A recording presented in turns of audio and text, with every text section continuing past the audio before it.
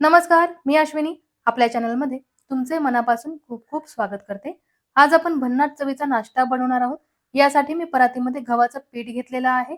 2 मोठी वाटी भरून गव्हाचं पीठ घेतलं आहे.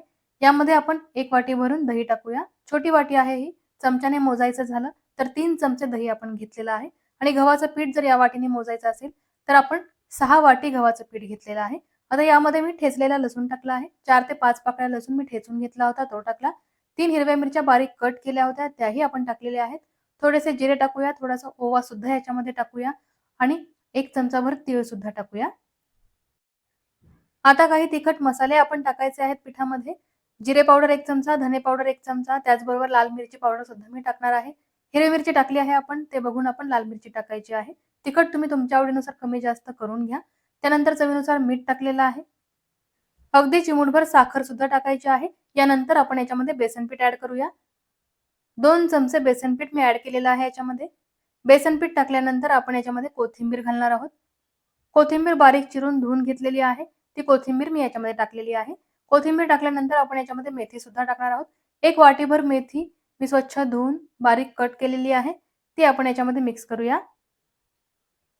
आता हे सर्व साहित्य आपण एकत्र करून घ्यायचं आहे. आधी आपण हे सर्व साहित्य चांगलं मिक्स करणार आहोत आणि नंतर थोडं-थोडं पाणी टाकून हे पीठ मळून घेणार आहोत. पाणी एकदम टाकायचं नाही, अगदी थोडं-थोडं पाणी टाकायचं आहे आणि अगदी घट्टसर असं हे पीठ आपल्याला मळून घ्यायचं आहे. सर्व साहित्य मी छान मिक्स केलेलं आहे, तुम्ही बघू शकता. आता मी थोडं-थोडं पाणी टाकून पीठ मळून घेणार आहे आणि पीठ आपल्याला घट्टच मळायचं आहे, अजिबात सैलसर करायचं नाहीये. आपण याच्यामध्ये कोथिंबीर आणि मेथी टाकलेली आहे. यामुळे पीठ आपण घट्ट करायचं आहे. कारण पालेभाज्यांना पाणी सुटतं हळू-हळू, त्यामुळे पीठ थोडंसं सैलसर होतं, त्यामुळे घट्ट मळून घ्यायचं. तुम्ही बघू शकता, पीठ अगदी घट्ट असं मळून झालेलं आहे.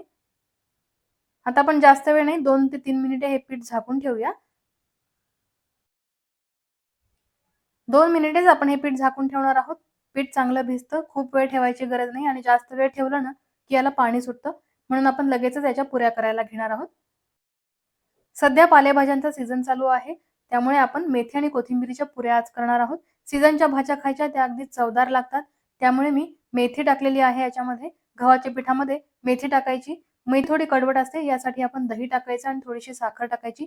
कडू, आंबट आणि गोड अशी मस्त चव या पुऱ्यांना लागते आणि भन्नाट चवीचा नाश्ता तयार होतो. आधी उंडे करून घेतले मी आणि त्यानंतर आता याच्या पुऱ्या लाटून घेते आहे. पुऱ्या आपल्याला एकसारख्या लाटायच्या आहेत, म्हणजे त्या टम्म फुगतात. कुठेतरी पातळ, कुठेतरी जाडसर अशी पुरी लाटायची नाही, मग ती पुरी फुगत नाही. पुरी लाटून झालेली आहे. आता आपण ती तेलामध्ये सोडूया.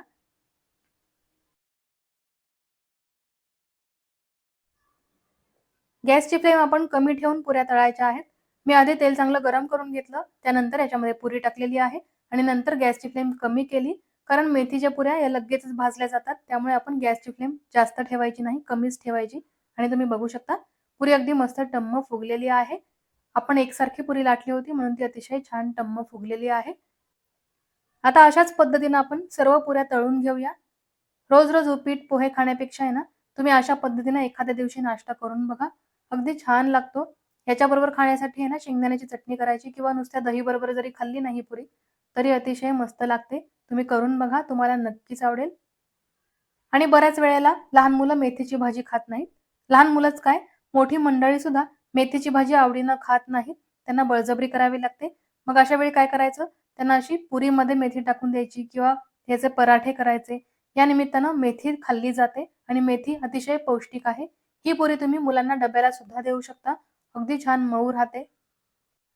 अशाच पद्धतीने तुम्ही बाकीच्या पालेभाज्या टाकून सुद्धा पुरी करू शकता. तीही अतिशय चविष्ट लागते. मी आंबट चुका आणि शेपूची भाजी टाकून सुद्धा या पुऱ्या केलेल्या आहेत. ती सुद्धा रेसिपी तुमच्याबरोबर शेअर करेल आणि आजची रेसिपी तुम्हाला कशी वाटली, हे सुद्धा मला तुम्ही नक्की कमेंट करून सांगा. तुम्ही सुद्धा घरी या मेथीच्या पुऱ्या नक्की करून बघा. सगळ्यांना खूप आवडतील आणि ही रेसिपी आवडली असेल, तर व्हिडिओला लाईक करायला विसरू नका. शेअरही करा. जास्तीत जास्त मित्रमंडळींना शेअर करा. म्हणजे त्यांना सुद्धा अगदी भन्नाट चवीच्या नाश्त्याची रेसिपी मिळेल. तर नक्की व्हिडिओला लाईक करा, शेअर करा आणि चॅनलवरती नवीन असाल तर चॅनलला नक्की सबस्क्राईब करा. कारण अशाच इझी आणि टेस्टी रेसिपीज आपण आपल्या चॅनलवरती बघणार आहोत. तुम्ही बघू शकता, सर्व पुऱ्या अतिशय मस्त झालेल्या आहेत, टम्म फुगलेल्या आहेत आणि मी आता तुम्हाला आतूनही दाखवते. मेथीची भाजी आतपर्यंत पसरली जाते आणि इतकी मस्त चव लागते ना याची, तुम्ही नक्कीच करा आणि तुम्ही बघू शकता, आतूनही मेथी आणि कोथिंबीर अगदी छान पसरलेली आहे. त्यामुळे खाताना याची चव खूप भन्नाट लागते. तर नक्की तुम्ही हा नाश्ता बनवा. रेसिपी आवडली असेल लाईक करा, शेअर करा आणि चॅनलला जरूर सबस्क्राईब करा. बाजूची बेल आयकॉनही प्रेस करा. यामुळे तुम्हाला आपल्या चॅनलवरील नवीन-नवीन रेसिपीचे नोटिफिकेशन हे लगेचच मिळेल. अशीच मस्त रेसिपी घेऊन मी पुन्हा येईन. धन्यवाद.